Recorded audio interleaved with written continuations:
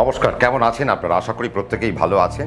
আমাদের রাশিফলের সিরিজ শেষ হয়ে গেছে। আপনারা রাশিফল প্রচণ্ড এনজয় করেছেন এবং 1 থেকে 9 পর্যন্ত সংখ্যাতত্ত্বের বিচারে 2026 কেমন যেতে চলেছে তার সম্পূর্ণ ভিডিও আমাদের এসে গেছে। আপনারা যারা যারা এখনও দেখেননি তারা অলরেডি চেক আউট করতে পারেন। তবে আমাদের রাশিফল বা সংখ্যাতত্ত্বের সিরিজ শেষ হয়েও শেষ হয়নি। তার কারণ আমি আগামী দিনে আমার নিরলস একটা প্রচেষ্টা আমি চালাবো। সেটা হচ্ছে যে আমাদের মেষ রাশিতে 3টি নক্ষত্র, বৃষ রাশিতে 3টি নক্ষত্র, এরকম করতে করতে আমরা মীন পর্যন্ত দেখব প্রত্যেকটি রাশিতে আমরা 3টি করে নক্ষত্র পাই। ধরুন আজকে আপনি মীন রাশি সম্পর্কে শুনবেন, তাহলে মীন রাশির যে 3টি নক্ষত্র, পূর্ব ভাদ্রপদ, উত্তর ভাদ্রপদ আর হচ্ছে গিয়ে রেবতী, এই 3টি নক্ষত্রের আলাদা আলাদাভাবে কি যেতে পারে আগামী দিনে ঠিক নাক্ষত্রিক বিচার, অর্থাৎ এক একটা রাশি নিয়ে চুলচেরা বিশ্লেষণে বসবো এবং 2026 সাল আমরা কি করতে পারি, আমাদের কি স্ট্র্যাটেজি হতে পারে, বা আমরা কোন কোন ক্ষেত্র থেকে আমরা সফলতা তুলে আনবো, কোন কোন জায়গায় আমাকে একটু পজ দিতে হবে, কোথায় আমাকে দাঁড়াতে হবে, কোথায় আমাকে দৌড়তে হবে, তার একটা স্ট্র্যাটেজি নিয়ে আমি আগামী দিনে বসতে চলেছি। এবং শুধু তাই নয়, আমরা রাশিফলের পাশাপাশি আমরা সংখ্যাতত্ত্বের বিচারেও কিন্তু আমরা আসবো, অর্থাৎ এক একটা ইন্ডিভিজুয়াল নাম্বার নিয়ে বসবো। আপনার 23 তারিখে জন্ম, তাহলে 2 আর 3-এর এফেক্টে আপনি 5, তার মানে 2026 আপনার জন্য কি স্ট্র্যাটেজি আপনার বহন করা উচিত, বা কি চিন্তা বা কি পরিকল্পনা আপনার নেওয়া উচিত। প্রোগ্রাম শুরু হওয়ার আগে যেটা বলবো যে আমি একটা জায়গায় খুব দুঃখিত, যে সেটা হচ্ছে যে দুঃখ পাচ্ছি আমার অ্যানালিটিক্যাল পার্ট যখন আমরা দেখছি আমাদের চ্যানেলে, তখন দেখছি যে আপনারা দেখছেন কিন্তু সাবস্ক্রাইব করছেন না। দেখুন, সাবস্ক্রাইব করতে কোনো পয়সা লাগে না। সাবস্ক্রাইব করলে আমার একটা মোটিভেশন জাগে যে আপনি আমার পরিবারের সাথে জুড়লেন, আমাকে একটু আশীর্বাদ করলেন, এবং আমি একটু সাহস পাই যে আমি আরও বড় কিছু আপনাদের কাছে নিয়ে আসব, অনেক তথ্যে আপনাদেরকে সমৃদ্ধ করার চেষ্টা করব। যদিও আমি কম জানি, কিন্তু তার মধ্যেও যতটুকু জানি তার মধ্যেও আমি আপনাদেরকে কিছু জিনিস আমি আপনাদের হাতে তুলে দেব, যার মধ্যে দিয়ে আপনি বা আপনার পরিবারের কেউ তা ফলো করলে যদি কিছুটা ভালো করা যায়। তো প্লিজ সাবস্ক্রাইব করতে ভুলবেন না। আজকে আমরা অলরেডি আপনারা থাম্বনেল দেখে বুঝেই গেছেন যে আমরা একটু রাহু নিয়ে আজকে আলোচনা করব। কেন এই রাহু নিয়ে আলোচনা করার তার কারণ হচ্ছে যে আমার মাঝে মাঝে খুব বিরক্ত লাগে। কেন জানেন? তার কারণ হচ্ছে আমরা যারা জ্যোতিষটা করতে বসেছি, বা আমি যেমন জ্যোতিষ পেশায় আছি, আমার কাজ কি একটা মানুষকে সঠিকভাবে গাইড করা, বা তাকে একটা সঠিক রাস্তা দেখানো, যে এই রাস্তা দিয়ে তুমি হাঁটতে হাঁটতে গেলে তোমার জীবনের একটা উন্নতি তুমি পাবে। কিছুদিন আগেই আমার কাছে চেম্বারেই 2026 সালের একদম শুরুতেই জানুয়ারি মাসেই আমার কাছে একটি ছেলে আর একটি মেয়ে এসছে। তারা আগামী দিনে বিবাহের বন্ধনে আবদ্ধ হতে চলেছে। তো আমি তাদের দুজনের ছকই দেখলাম, এবং ছেলেটির ছক দেখার পর আমি তাকে জিজ্ঞেস করলাম যে তুমি ব্যবসা কেন করো না? ছেলেটি বলল, দাদা আমার মনের মধ্যে সবসময় ব্যবসা চলে, কিন্তু বিশ্বাস করুন এই যে আমার পাশে আমার উঠবি যে বসে রয়েছে, এও আমাকে ব্যবসা করতে বারণ করেছে। আমার বাবা মাও বলেছে ব্যবসা করলে আমি নাকি সর্বশান্ত হব। তার কারণ কি না, সে ছেলেটির জন্মছক তিনি যে কটা অ্যাস্ট্রোলজারকে তারা দেখিয়েছেন, তারা প্রত্যেকে বলেছেন রাহু সপ্তমে, তার মানে তো আপনার সন্তান যদি, মানে ওই ছেলেটির কথা বলা হচ্ছে যে ওই ছেলেটি যদি ব্যবসা করতে যায় তাহলে তিনি নাকি সর্বশান্ত হয়ে যাবেন। কিন্তু ছেলেটি আমাকে একটাই কথা, আমি ছেলেটিকে যখন জিজ্ঞেস করলাম যে তুমি কি আজ অবধি কোনো ব্যবসা করোনি, বললো না দাদা আমি প্রচুর ব্যবসা করেছি, এবং শুধু তাই না আমি চাকরি করতাম, কিন্তু চাকরি করে আমি জানা করেছি আমি ব্যবসায়িক জায়গায় থেকে আমি তার থেকে অনেক বেশি করেছি। আমি আজকে গাড়ি কিনেছি আমার ব্যবসার জায়গা থেকে, কিন্তু আমাকে আমার বাড়ি থেকে ব্যবসাটিকে এগিয়ে নিয়ে যেতে দেওয়া হচ্ছে না। কারণ কি না, জ্যোতিষী বলে দিয়েছেন যে রাহু সপ্তমে বসে রয়েছে, তার মানে ব্যবসা করলে তার ব্যবসাকে পূর্ণ গ্রাস করে নেবে রাহু। তার মানে বুঝুন, আমার মনে হয় কোথাও না কোথাও পড়াশোনার কত অজ্ঞতা, বা আমি এই ধরনের জ্যোতিষীকে বলবো যে কেন জ্যোতিষ পেশায় আসেন। বাজারে তো আপনারা ফলও বিক্রি করতে পারেন, বাজারে আপনি আপনি আপনি সবজি বিক্রি করতে পারেন, আপনি তো কোনো দোকানে গিয়ে কাজ করতে পারেন। কেন? তার কারণ হচ্ছে যে আপনাদের জন্য জ্যোতিষ প্রফেশন নয়। কারণ আপনারা রাহুকে সপ্তমে দেখলেই রাহু খেয়ে নেবে, রাহু দ্বিতীয় বসে রয়েছে, ওরে বাবা আপনার অর্থ নষ্ট হয়ে গেল। রাহু যদি কারো অষ্টমে থাকে তার মানে তার মৃত্যু হয়ে যাবে। রাহু যদি দ্বাদশে থাকে তার মানে আপনার ছেলের 12টা বেজে যাবে। কেন কোথা থেকে শিখেছেন, কোন পাঠশালায় পড়েছেন, কোন বইতে লেখা আছে যে রাহু সপ্তমে থাকলে আপনার ব্যবসা খারাপ হয়ে যেতে পারে? রাহু যদি অগ্নিতত্ত্বে থাকে, আবার সেই ছেলেটির রাহু অগ্নিতত্ত্বে বসে রয়েছে, তার মানে ফায়ারি এলিমেন্টে রাহু অত্যন্ত ভালো ফল দেয়, বায়ু তত্ত্বে রাহু অত্যন্ত ভালো ফল দেয়, পৃথ্বী তত্ত্বে রাহু অত্যন্ত ভালো ফল দেয়। আজকে সেই ছেলেটি আমার কাছে যখন বসে রয়েছে, আমি যখন বললাম তাহলে তুমি কি আর আগামী দিনে ব্যবসা করবে না, বললো দাদা আপনি যদি আমাকে একবার বলে দেন যে আমি ব্যবসা করতে পারি, তাহলে আমি সব ছেড়ে দিয়ে আমি কিন্তু ব্যবসা করব।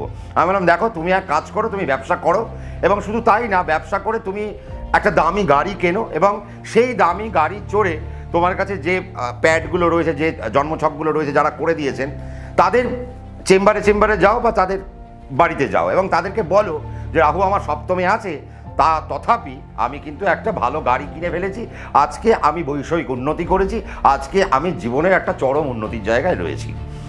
কাজেই আজকে দেখুন আপনাদের মধ্যে, দেখুন আজকে সবথেকে বড় একটা সস্তার জায়গা হয়ে গেছে জ্যোতিষের, যে ভয় দেখানো। কেন? তার কারণ ভয়টা প্রচণ্ড তাড়াতাড়ি মার্কেটে বিক্রি হবে। আজকে আমি যদি আপনাকে সত্যি কথা বলি, আজকে যদি আমি আপনাকে ভয় না দেখাই, আপনি বলবেন বাবা আমার জন্মছকে কি সবই ভালো। কারণ আমি অনেক সময় অনেককে প্রতিকার দিই না, তারা অনেক সময় চেম্বারের বাইরে বেরিয়ে আমার যে ভাই দুটি থাকে যারা আমার সাথে সহযোগিতা করে, তাদেরকে জিজ্ঞেস করেন যে দাদা তো আমাকে কোনো প্রতিকার দিল না, তাহলে কি আমি মরে যাব, তাহলে কি আমার কি সব খারাপ, ওই জন্য কি আমাকে প্রতিকার দিলেন না। দেখুন আপনারা ভাবেন যে প্রতিকার দেওয়া মানেই আপনাকে আমি একটা বড় জায়গায় নিয়ে যাচ্ছি, না। তার কারণ আমরা যখন নবতারা চক্র দেখি বা আমরা যখন গ্রহগুলোকে ক্যালকুলেট করি, যখন দেখি যে তারা প্রত্যেকে ভালো ভালো নক্ষত্রগুলোতে বসে রয়েছে, তাকে আর প্রতিকার দিয়ে লাভ নেই। বা ধরুন আমি দেখলাম যে তার হয়তো মেষ লগ্ন, তার মঙ্গল হয়তো মিথুন রাশিতে বসে রয়েছে, তার বৃহস্পতি হয়তো ধনু রাশিতে বসে রয়েছে। এবার ধরুন মিথুন রাশির পরের রাশি কর্কট রাশি, সেখানে মঙ্গল নিচস্থ হয়ে যাবে। আমি যদি একটি রক্তপ্রবাল পড়িয়ে দিই, তাহলে ছেলেটির মঙ্গল যে ফলটা দিচ্ছিল ভালো, সেই ফলটা সে খারাপ পেতে আরম্ভ করবে সঙ্গে সঙ্গে। আমি যদি বৃহস্পতিকে যে মুহূর্তে প্রতিকার দেব, ধনুরাশিতে অবস্থান করা বৃহস্পতি, এবং সে যদি 17 ডিগ্রির বাইরে চলে যায়, বা তার যদি অবস্থান 21 ডিগ্রি, 23 ডিগ্রি, 24 ডিগ্রিতে হয়, আমি যদি তাকে একটা পোখরাজ পরিয়ে দিলাম, তাহলে দেখব কি যে ভাগ্যপতি ভাগ্যস্থানে বসে যে মিষ্টি ফলটা তুলছিলেন, এবার তিনি নিচু ফল তুলতে আরম্ভ করলেন। তার কারণ আমি যখনই একটা প্রতিকার করব, তার তো ডিগ্রির একটা তারতম্য হবে। তার কারণ আমি বৃহস্পতির পাওয়ারকে তো এনহ্যান্স করছি। তার মানে যখনই পাওয়ারকে এনহ্যান্স করছি, সে কী করলো, মকর রাশির ফল তুলতে আরম্ভ করলো। আর মকর রাশিতে 5 ডিগ্রি পর্যন্ত বৃহস্পতি নিচস্থ থাকবে।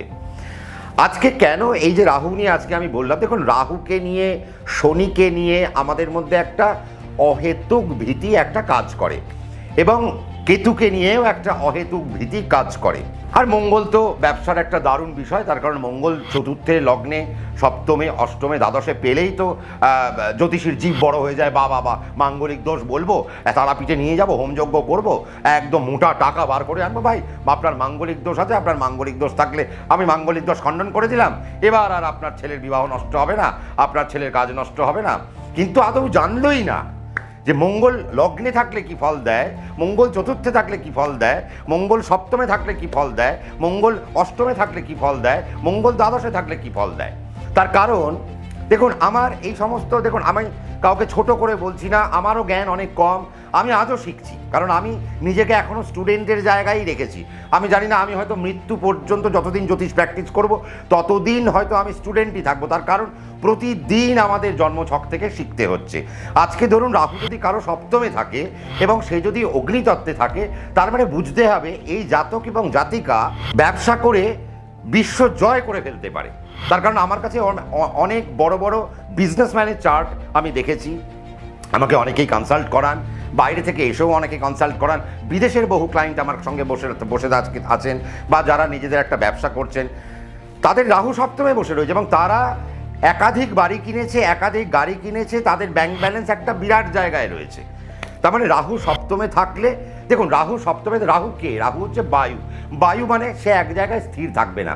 তো ন্যাচারালি আপনার সপ্তমে রাহু বসে রয়েছে, আর আমি যদি সেই ছেলেটিকে বা সেই মেয়েটিকে বলি যে ভাই তোমার সপ্তমে রাহু, তোমার তো স্বাধীন চেতা মনোভাবাপন্ন হওয়া উচিত, দেখবেন তারা বলবে হ্যাঁ দাদা একদম ঠিক, আমার রাহু সপ্তমে, আমি কিন্তু কারো আন্ডারে থেকে কাজ করতে পছন্দ করি না। তার কারণ কি? তারা একটু ক্রিয়েটিভ জোনে থেকে কাজ করতে পছন্দ করেন, 1 নম্বর। এবার তারা কারো পৃষ্ঠপোষকতা পছন্দ করেন না। কেন করেন না? তার কারণ আপনি যদি যে ব্যক্তির রাহু সপ্তমে বসে রয়েছে, তাকে যদি আপনি পোক করেন যে ভাই এই কাজটা এরকমভাবে করতে হবে, তার মন খারাপ হয়ে যাবে, সে তৎক্ষণাৎ সেই কাজের যে ভাইবস, সেই ভাইবসটা তার আস্তে করে ডাউন হয়ে যাবে এবং তার সেই কাজের থেকে মনটা উঠতে আরম্ভ করবে। এরা যদি স্বাধীন চেতা প্রফেশনে থাকে, অর্থাৎ যেখানে আমাকে কৈফিয়ত দিতে হবে, আমাকে আর কাউকে কৈফিয়ত দিতে হবে না, এরকম একটা জায়গায় যদি থাকে, তাহলে দেখবেন এরা একটা সুন্দর ক্রিয়েটিভ জায়গা বা একটা সুন্দর জায়গায় ব্যবসা করতে করতে স্বাধীনভাবে নিজের আইডিয়াকে ম্যানিপুলেট করতে করতে, নিজের আইডিয়াকে এক্সিকিউট করতে করতে, প্ল্যানিং প্রোগ্রামিং করতে করতে তারা কিন্তু একটা বড় জায়গায় উঠে যায়। কেন? তার কারণ রাহু সপ্তমে থাকলেই আপনাকে স্বাধীন চেতা মানুষ তৈরি করবে। এবং আপনি যদি সেলফ মেড প্রফেশনে চলে যান, বা আপনি যদি কোনো বিজনেসে চলে যান, বা আপনার যদি নিজেই কোনো, আপনি একটা কর্ণধার, আপনি একটা নিজেই একটা কোনো একটা প্রোডাক্ট তৈরি করছেন, তাকে আপনি আস্তে আস্তে মার্কেটে বিক্রি করতে আরম্ভ করছেন, অর্থাৎ যেখানে আপনার স্বাধীনতা রয়েছে সেই প্রফেশনে তারা কিন্তু বড় জায়গায় পৌঁছে যাবে। অনেককে আমি দেখেছি শুনতে যে রাহু সপ্তমে, এবং তারা আরও একটা বিষয় আপনাদেরকে বলি, আমি খুব অবাক, মানে কেন অবাক, রাহু সপ্তমে বসে রয়েছে, তারা বিবাহ করতেও ভয় পাচ্ছে। তার কারণ কি, মানে কোট আনকোট উক্ত জ্যোতিষীরা, মানে যারা যারা নিজেদেরকে জ্যোতিষ বলে, এখনও তো জ্যোতিষের জ পর্যন্ত এখনও জানতে পারেনি, বা এখনও জ্যোতিষ বানানটা বলতে বললেও তারা হয়তো জানবেন না যে জ্যোতিষ বানানটা কি। জ্যোতিষকে যদি আমি যদি একটু ভাঙতে বলি যে জ্যোতিষকে একটু ভাঙো, এই কোথা থেকে এসছে, তারাও সেটা বলতে পারবে না। তার কারণ দেখুন, কিছু শ্রেণীর লোক আছেন যাদের, দেখুন সত্যি কথা বলতে কি, আজকে জ্যোতিষশাস্ত্রের কোনো পারমিশন নেই যে আপনি কোথা থেকে পড়েছেন, কে কোন কলেজ থেকে পড়েছেন। আমাদের সেরকম একটা পরিকাঠামো আমাদের ভারতবর্ষে তৈরি হয়নি। এটা অ্যাকচুয়ালি গুরুমুখী বিদ্যা। তো আপনি সেজে গুজে বসে পড়লেন আপনি জ্যোতিষী, তো আপনি কালকে একটা জ্যোতিষী হয়ে যেতে পারেন, এখানে কোনো অসুবিধা নেই। কিন্তু পড়াশোনাটা জানাটা কেন জরুরি, তার কারণ হচ্ছে আমাদের কাছে যারা আসেন তাদেরকে আমাদের সঠিকভাবে গাইড করতে হবে, এটা 1 নম্বর। এবং 2 নম্বর, সব থেকে বড় দায়িত্ব, আপনার খারাপ থাকলেও আপনাকে খারাপ না বলে, আমি দেখতে পাচ্ছি আপনার হয়তো 2 দিন বাদে আপনার হয়তো খারাপ হতে পারে, কিন্তু আমি আপনাকে বলবো না আপনার খারাপ হবে না, আপনি আরও বড় জায়গায় চলে যাবেন। ওই মোটিভেশনে আপনি কী হবেন জানেন তো, আপনি ওই সমস্যার জায়গাটা আস্তে করে পার করে যাবেন। আপনার তো সমস্যা হবে, কিন্তু আমি যে আপনার মনের মধ্যে যে জোরটা দিয়ে দিলাম, এই জোরের ফলে আপনি আস্তে করে সেই জায়গাটা পার করে যাবেন। আপনি সমস্যার মধ্যে পড়লেও আপনি বলবেন না, সম্রাটটা তো বলেছে ভালো সময়, আমি একটু লড়াইটা করে নিই। তার মানে ওই যে লড়াই করার যে মানসিকতাটা, ওইটুকু আমাদের একটু, ওই আমরা টিউনিং করা বলে না, রেডিও আমরা টিউনিং করতাম, বা আগে আপনারা যারা 90-এর দশকের বা 80-এর দশকের লোক, তারা দেখবেন আমরা ছাদে উঠে অ্যান্টেনা ঘোরাতাম যে হ্যাঁ এসছে পরিষ্কার। তার মানে ওই যে ক্ল্যারিটি আমাদের জীবন সম্পর্কে, আজকে জ্যোতিষ নিয়ে আমাদের কাছে যারা আসেন তাদেরকে একটা ক্ল্যারিটিতে রাখতে হবে। আর আমাদের কাজ হচ্ছে, আমরা একজন কোচ, আপনাকে কিভাবে আমি সেই জায়গা থেকে তুলে আনবো, এটা হচ্ছে সবার আগে জ্যোতিষীর কাজ। তার জন্য জ্যোতিষী যথেষ্ট ফিজ নেন, আমিও ফিজ নিই। দেখুন আমার পেটটা তো আর ওই কংক্রিট দিয়ে ঢালাই করা না। অনেকে আমাকে বলেন যে দাদা একটু দেখে দেবেন, তাহলে তো আমার সংসার চলবে না, কারণ আমার তো পেটটা কংক্রিট দিয়ে ঢালাই করা না, আমার তো খেতে লাগবে, চাল ডাল কিনতে হবে বাজার থেকে, তার জন্য আমরা একটা ফিজ নিই। কিন্তু আমার ফিজ নেওয়ার পরোক্ষে আমার যেটা চিন্তা ভাবনা থাকে যে আমার কাছে যিনি আসছেন, একটি ব্যক্তি আমার কাছে অত্যন্ত গুরুত্বপূর্ণ। তার কারণ এরা দেশ ও দশের সম্পদ। আগামী দিনে এরা দেশ চালাবে, আগামী দিনে এরা ব্যবসা করবে, আগামী দিনে এরা বড় জায়গায় চাকরি করবে।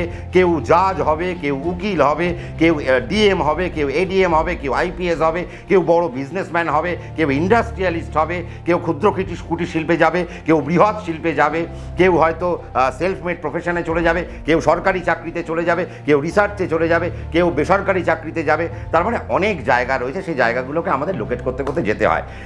এই ছেলেটিকে আর মেয়েটিকে, ছেলেটি যেহেতু সপ্তমে রাহু, উক্ত জ্যোতিষী বলেছেন যে সেই মেয়েটিকে ভয় ধরিয়েছে যে আপনি যদি এই ছেলেটিকে বিয়ে করেন তাহলে আপনার মাথার সিঁদুর আর বেশিক্ষণ অক্ষত থাকবে না। তার কারণ রাহু সপ্তমে বসে ব্যবসাকেও খেয়ে নেবে এবং তার বিবাহটাকেও নাকি খেয়ে নেবে। তার কারণ কি না, সেই ছেলেটি নাকি, মানে এই ছেলেটিকে যে বিয়ে করবে তার মানে ছেলেটির মৃত্যু হতে পারে, বা সপ্তমে রাহু থাকলে, যার সপ্তমে রাহু আছে তার যে জীবনসঙ্গী, তার বৈধব্য যোগ বা স্ত্রী বিয়োগ যোগ তৈরি হয়। মানে কি অদ্ভুত অদ্ভুত তথ্যাবলী না, যার কোনো মাথা মুন্ডু নেই। আজকে কেন আমি, হয়তো আপনারা ভাবছেন যে সম্রাট হয়তো রেগে গেলেন, না আমি রেগে যাইনি। দেখুন আমার কথা হচ্ছে যে আমরা যেটা করব, কারণ আপনার সন্তান আমার কাছে খুব গুরুত্বপূর্ণ।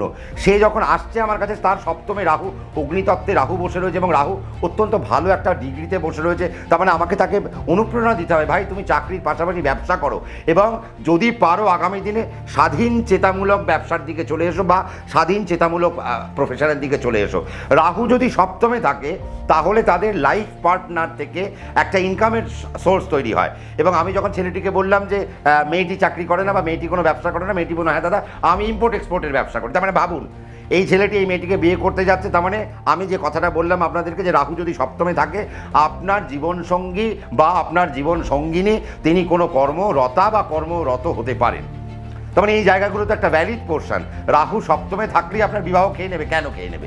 সে কি কোনো বাজে জায়গায় বসে রয়েছে, কোনো বাজে ডিগ্রিতে বসে রয়েছে, নাকি আপনি যখন জন্মেছিলেন রাহুর সাথে কোনো আপনার আদায় কাজ করার সম্পর্ক ছিল? তা তো হতে পারে না। দেখুন কোনো গ্রহ আমাদেরকে নেগেটিভ সত্তা দেয় না। আজকে রাহু নিয়ে আমি কিন্তু আমার চ্যানেলে একটা বড় এপিসোড করে রেখেছি, প্রায় 64-65খানা একটা এপিসোড করা আছে। তো কাজেই রাহু লগ্নে থাক, দ্বিতীয় থাক, তৃতীয় থাক, চতুর্থে থাক, অনেকে বলে রাহু 3 নম্বরে সম্পর্ক নষ্ট হয়ে যাবে। আরে বাবা, রাহু 3 নম্বরে থাকলে আপনি তো একজন বড় অথার হতে পারেন, আপনি তো একজন বড় লেখক হতে পারেন, আপনি তো ইম্পোর্ট এক্সপোর্টের ব্যবসায় আপনি বড়লোক হয়ে যেতে পারেন। তা আপনাকে সেই জায়গাগুলো গাইড করবো না? আপনার শুধু সম্পর্কই নষ্ট হয়ে যেতে পারে। রাহু 3 নম্বরে থাকলে সে তো দেশ ও দশের নায়ক হতে পারে, তাহলে সেই জায়গাটা আমি দেখবো না? আপনি তো বড় পলিটিশিয়ান হতে পারেন, আপনি তো লিডারশিপ কোয়ালিটিতে চলে যেতে পারেন। আপনার যদি লগ্নে রাহু থাকে, অনেকে বলে লগ্নে রাহু আপনার জীবন শেষ, তার মানে তো আপনি সারা জীবন ভুগবেন। আরে বাবা, লগ্নে যার গলা কাটা তার পিছনে শতেক বেটা, এ তো কে বলে গেছে? এ তো খনা নিজে বলে গেছে যে আপনার যদি লগ্নে রাহু থাকে তার মানে আপনি দেশ ও দশকে এক জায়গায় করে নিতে পারবেন। আপনার মধ্যে একটা লিডারশিপ কোয়ালিটি রয়েছে, আপনি 10 জনকে এক জায়গায় জুট করতে পারবেন, আপনি দেশকে এগিয়ে নিয়ে যেতে পারবেন, আপনি আপনার সমাজকে এগিয়ে নিয়ে যেতে পারবেন। আমরা সেই বুদ্ধিগুলো দেব না। আর দেখবেন আপনাদেরকে সব থেকে সমস্যা, আপনাদের মধ্যে মজা আমারও খুব ভালো লাগে যে আপনারা প্রচণ্ড ভয় পেতে চান যে দাদা কিচ্ছু খারাপ নেই। আমি যদি বলি না কিছু তো খারাপ দেখলাম না, আপনার তো ভালো এবং আপনার তো আগামী দিন গোল্ডেন টাইম, কি বলছেন দাদা আমার তো এখন একটা খারাপ। আরে বাবা, রাত্রি আসে কেন? দিন আসবে বলে ভয় পাবেন না। আর বেসিক্যালি যে জ্যোতিষীরা বলছে আপনার খারাপ, আপনার খারাপ, আপনার খারাপ, সেগুলো দেখবেন না দয়া করে। কেন জানেন? তার কারণ অর্ধেক জ্যোতিষী কিছু বোঝে না। আমি এই কিছুদিন আগে দেখলাম যে 2026 সাল কোন কোন রাশির কেমন যাবে এ নিয়ে একটা পডকাস্ট দেখছিলাম বাংলাতেই, কোনো একটি চ্যানেলে তিনি গেছেন রাশিফল বলতে। এবার তিনি রাশিফল বলতে বলতে তিনি বলছেন, এবার তার হয়তো 1 লাখ 2 লাখ লোক দেখছে হয়তো সেখানে। তার মানে ভাবুন তার যে রাশিফলটা দেখছে এই 2 লাখ লোক পুরোটাই ভুল দেখছে। কেন দেখছে? তার কারণ আমি বলছি রাশির ফল। রাশি মানে কি? আমার মন, মানে চন্দ্র, মানে আমি চন্দ্রের থেকে যে ফল সেই ফলটা আমি হিসেব করছি। তিনি বলছেন রাশিফল বলতে গেলে লগ্নকে দেখতে হবে। ভাই রাশির সাথে লগ্নের কি সম্পর্ক? লগ্ন তো নিথর, লগ্নের তো কোনো ভূমিকা নেই। আপনি বিরিয়ানি খেতে আপনার মনে হলো, আপনি সুইগিতে অর্ডার করলেন, আপনার বিরিয়ানি আসলো, আপনি হাত দিয়ে খেলেন, এইটা লগ্নের প্রভাব। আপনি সকালবেলা 5টার সময় উঠলেন, ভাবলেন না এবার একটু যাই, একটু ওয়ার্কআউট করে আসি, তার মানে ভাবছে কি আপনার মন, তার মানে ফল কার? আপনার মনের। তার মানে লগ্ন পরোক্ষ ব্যাপার, প্রত্যক্ষ ব্যাপার নয়। তার মানে তিনি বলছেন লগ্নের থেকেই হিসেবগুলো হবে। কাজেই আমার একটাই কথা, অনুরোধ আপনাদের কাছে, 2026 সাল এসে গেছে, অনেক বাধা বিপত্তি আমরা পার করলাম 2025 পর্যন্ত। 2020 থেকে ভুগছি মশাই, সেই করোনার পর থেকে। এক একটা বাচ্চা এখন শুধুমাত্র মোবাইলে অ্যাডিক্টেড হয়ে যাচ্ছে। এক একটা বাচ্চা সন্তানেরা তারা আস্তে আস্তে মা বাবার প্রতি বিশ্বাস হারিয়ে ফেলছে, ভক্তি হারিয়ে ফেলছে। আমরা তারপরে আবার কুম্ভও দেখলাম 2025 সালে। তার মানে আমরা একটা স্নান করে ফেলেছি যে না এবার একটু পবিত্র হব, নেগেটিভকে ধোবো। কিন্তু তথাপি 2026 এসে দাঁড়িয়ে আমাদেরকে বলছে যে দাদা কিছু খারাপ নেই। আপনি একটা খারাপ দেখলেন না, মানে তিনি আমাকে বুকিং করেছেন বা তিনি আমার যে ফিসটা দিলেন শুধু ওই খারাপটা দেখার জন্য। আরে মশাই, আপনার জন্মজয়ে 50টা ভালো রয়েছে, সেই ভালোগুলোকে কুড়োবেন কবে? আমরা কি আরও পিছিয়েই যাব নাকি আমরা একটু এগোবো? আমাদের জ্যোতিষশাস্ত্র কি বলে, আপনারা কি বলেন? জানি আমি অনেক বলে ফেললাম, আপনারা হয়তো রেগেও গেলেন, কিন্তু দেখুন আমি কাউকে অপমান করলাম না। আমি প্রত্যেককে একটাই কথা বলবো, কেউ যদি 1 ইঞ্চি কাজ করেন তাহলে ওই 1 ইঞ্চিটাকে জেনে কাজ করতে হবে। আমি জানি আপনাদের হয়তো রাগ হতে পারে, কিন্তু না, আপনারা রাগ করবেন না। আমার এই পুরো প্রোগ্রামটা দরকার পড়লে 10 বার শুনুন আমি কি বললাম, কেন বললাম, কিসের জন্য বললাম। তার কারণ জ্যোতিষকে আমি ভালোবেসেছি, জ্যোতিষ থেকে আমি ইনকাম করার জন্য না। ইনকাম সব জায়গা থেকে হয়। আমি যদি এখন পড়াতে বসি সেখান থেকেও আমার ইনকাম হবে, আমি যদি এখন কোনো জায়গায় কাজ করতে যাই সেখান থেকেও আমার ইনকাম হবে। আমি একটা কনসালটেন্ট, আমার একটা ভূমিকা আছে। আমার কাছে যারা আসছে আজকে, আমার কাছে 5 বছরের সন্তান, সে যখন আসছে তাকে আমাকে মোটিভেট করতে হবে সে কোন কোন জায়গায় যেতে পারে। তার মানে এই পুরো বিষয়গুলোকে আমাদেরকে জানতে হবে এবং মানুষগুলোকে এগিয়ে দিয়ে যেতে হবে যে ভাই রাত্রি তো থাকবে, বাট তুমি দিনের হিসেবটা করো, রাত্রির হিসেবটা তুমি করো না। রাত্রি কীভাবে পার করতে হয় তার টেকনিকটা জানো। এই জানানোটাই আমাদের কাজ। আর আমার এই 9 PM মোটিভেশনের কাজ কি? আপনাদেরকে উদ্বুদ্ধ করা আর সঠিক জ্যোতিষের জ্ঞানে একটু সমৃদ্ধ করা। তার কারণ আপনারা কালসর্প, মাঙ্গলিক, সাড়ে সাতি, রাহুর প্রকোপ, অমুক প্রকোপ এই করে করে আজকে 2026 অবধি আপনারা আপনাদের সংসার নষ্ট করলেন। আপনারা শনির সাড়ে সাতির প্যাঁচে পড়ে 7.5 বছর নষ্ট করলেন, যেখানে আপনাকে অনেক টাকা আপনার আসতো, যেখানে আপনার অনেক বড়লোক হওয়ার জায়গা ছিল, যেখানে আপনি মার্সিডিজ কিনতেন, কিন্তু আপনি ভয়ে ঘরে ঢুকে রয়েছেন। যার জন্য আপনার মার্সিডিজ তো দূরের কথা, আপনি রিক্সায় চড়ার পয়সা পাচ্ছেন না। তার মানে সেই জায়গাগুলোকে করতে হবে। ভালো লাগলে একটু কমেন্ট করতে হবে, লাইক করতে হবে, শেয়ার করতে হবে, আর আমাকে উদ্বুদ্ধ করতে একটু সাবস্ক্রাইব করতে হবে। আমি কাউকে বকুনি দিইনি, আমি শুধু বলেছি প্রকৃত জ্যোতিষের জ্ঞানে আবদ্ধ হয়ে বা প্রকৃত জ্যোতিষকে জেনে আমরা যদি পথটা হাঁটতে পারি, দিনের শেষে গিয়ে জীবনটা আমাদেরই সুন্দর হবে। প্রত্যেকে ভালো থাকুন, সুখে থাকুন, 9 PM মোটিভেশন দেখতে থাকুন, আর নিজের জীবনকে অত্যন্ত ভালোভাবে উপভোগ করতে থাকুন। নমস্কার।